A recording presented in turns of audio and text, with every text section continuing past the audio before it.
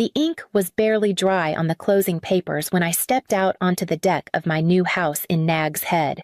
The wind carried the sharp tang of the Atlantic, the kind of salt air that clung to your skin and whispered of freedom.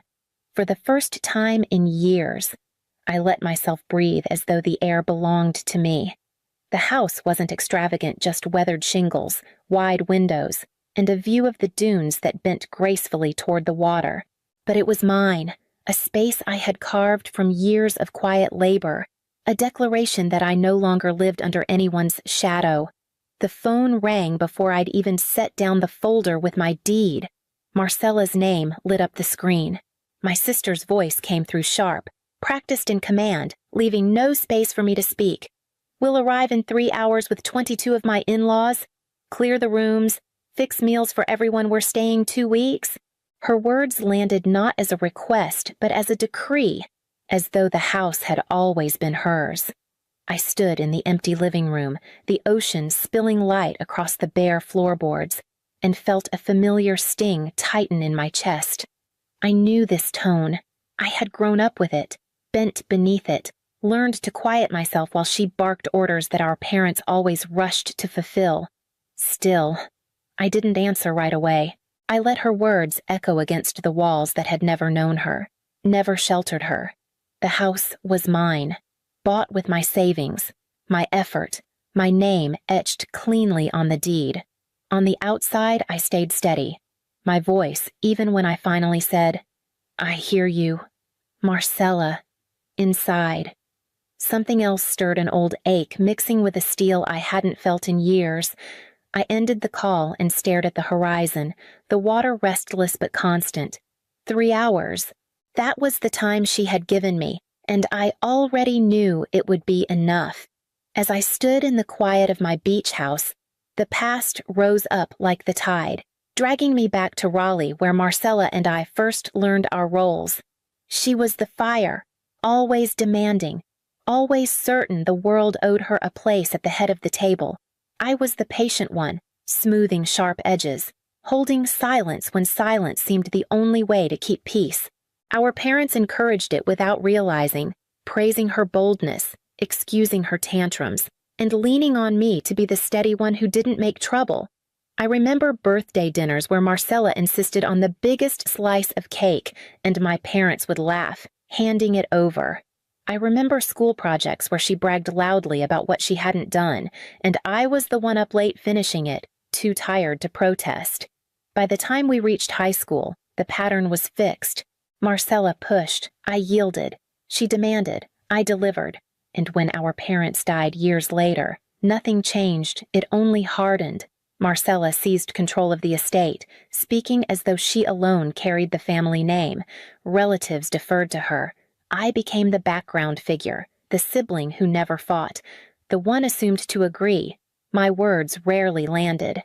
If I questioned her, she twisted it into selfishness or weakness, and everyone nodded along.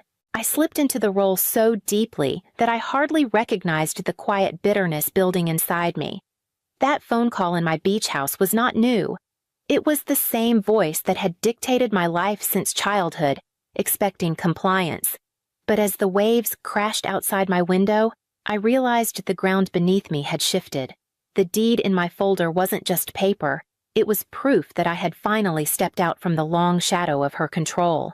I could almost see us as children again, Marcella stamping her foot, me folding my hands to keep from trembling.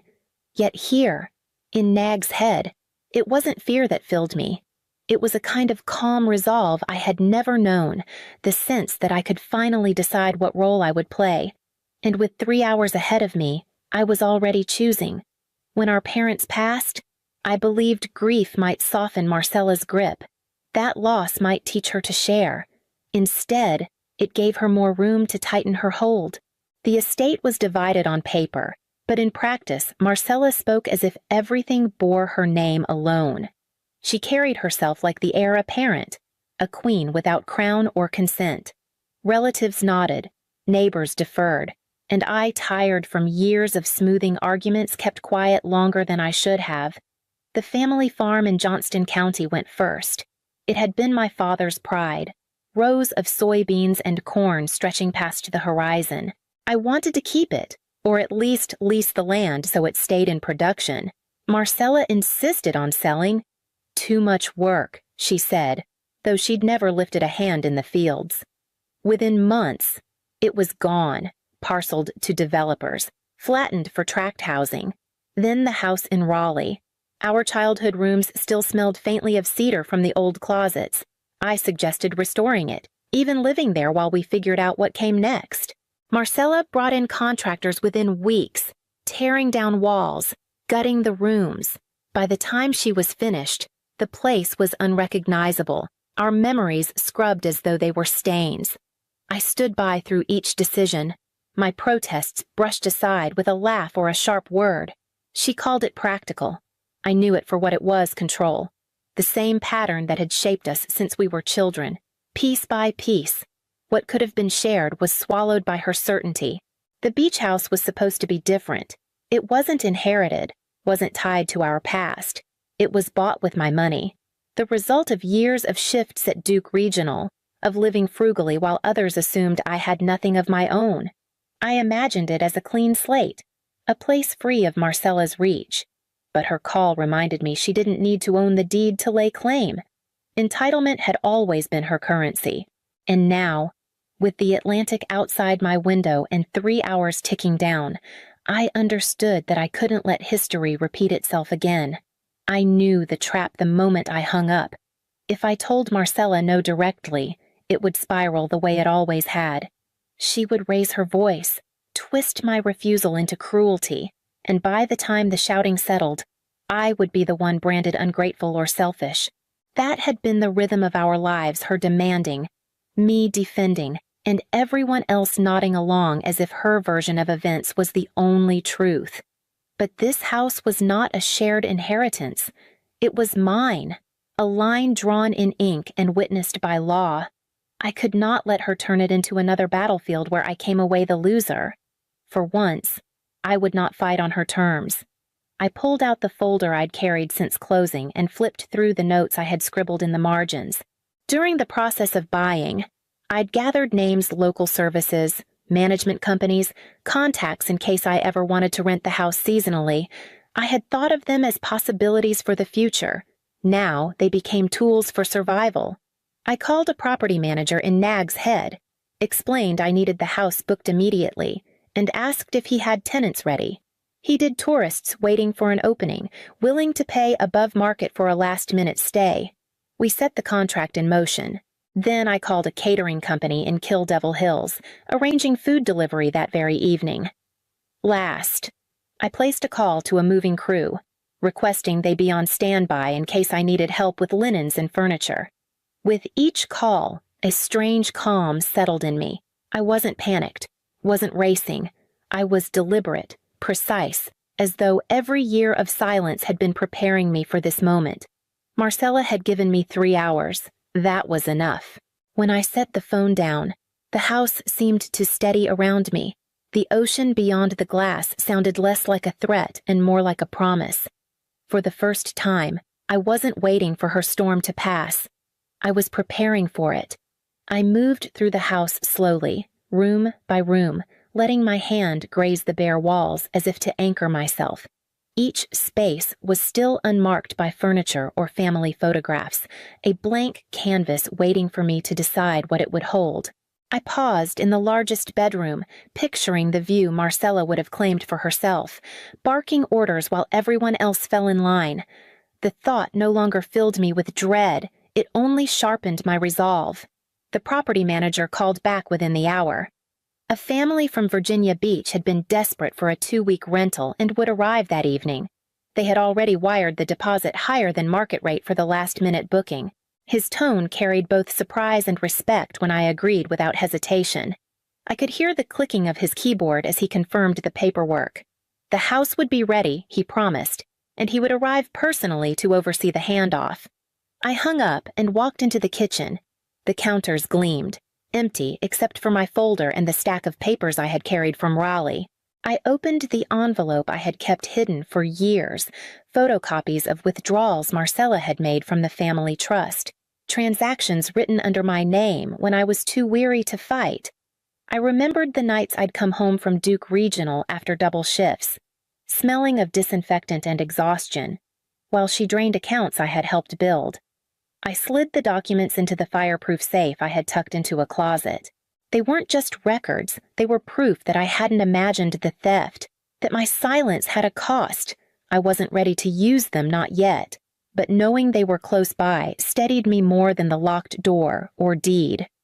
When I closed the safe and turned the key, I felt the house shift from fragile to fortified.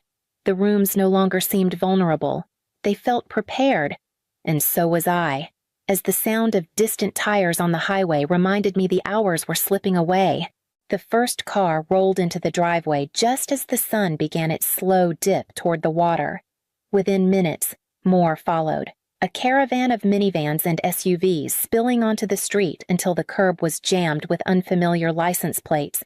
Doors slammed, voices rose, and children bolted across the sand path toward the porch as if it already belonged to them. Laughter carried on the wind, too loud for walls that had never held them. Marcella stepped out of the lead car like a commander surveying her conquest. She didn't knock, didn't pause. Instead, she began directing bodies, pointing to the second floor for luggage, waving toward the kitchen for the boxes of groceries they had brought. Her in-laws moved as though rehearsed, hauling coolers and suitcases without so much as a glance in my direction. To them, this house was already theirs for 2 weeks, and I was nothing more than the doorman holding the key. I stood in the entryway, calm, my hands steady at my sides. Years ago, I would have rushed forward to help, to ease the transition, to make myself useful so as not to cause waves. But now I waited, watching as Marcella barked. Get the children settled upstairs, leave the wine on the counter. Celeste, where are the spare linens? Her eyes flicked past me, already calculating which room she would claim for herself. The largest bedroom, of course the one with the ocean view. It was the same look I had seen on her face as a girl, when she would stamp her foot until our parents gave her the biggest slice, the better toy, the louder praise. Don't unload, I said finally, my voice even but clear. The words landed like a stone in water. For the first time since they'd arrived, the noise paused, suitcases hung midair. A cooler shifted awkwardly in someone's arms. Marcella turned, disbelief flashing into irritation. What do you mean? Don't unload. This is the house. We're here. I met her stare without flinching. Not tonight. Marcella. The silence stretched, taut as a rope pulled to breaking, and in that stillness, I felt the tide of the evening begin to turn.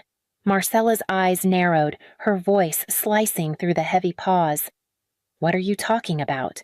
Of course we're unloading. Everyone's exhausted from the drive.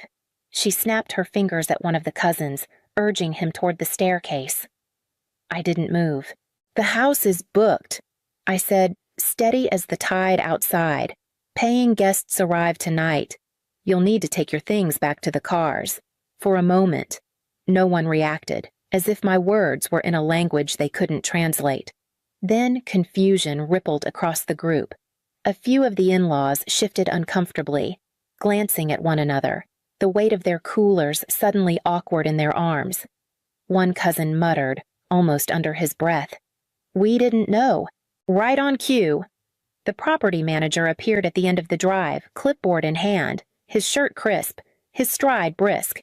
He greeted me first, then turned to Marcella with professional detachment. "Ma'am, this property has been reserved. 2 weeks, paid in advance, at above market rate. I'm here to prepare for the renter's arrival." The whispers grew louder, embarrassment coloring faces that had moments ago been full of laughter. Marcella's expression twisted, disbelief colliding with outrage. "This is ridiculous. We're your family. Strangers don't come before us." I let the silence breathe before answering. "This isn't a family hostel. It's an investment. One I worked for, one I own, and one that will pay for itself starting tonight." A line had been drawn, and they could all see it. Some in-laws avoided my eyes. Others stepped back toward their vehicles, shifting from her side to neutrality. The strength of her entourage faltered, and the certainty she always wore like armor began to crack. Marcella looked around, waiting for someone to back her, to echo her outrage. But the crowd behind her was no longer unified. It was splintering, the loyalty she counted on dissolving into awkward silence. Her face flushed crimson as she turned back to me, her voice rising, desperate to reclaim the ground she was losing. But I had already set the stage for what came next. Marcella's fury was rising, her voice pitched sharp enough to cut glass. When I reached into the folder I had carried from Raleigh, I pulled out a plain envelope, thick with papers, and held it out between us. She hesitated, suspicion flickering across her face before she snatched it from my hand. Her bravado faltered as she flipped through the pages.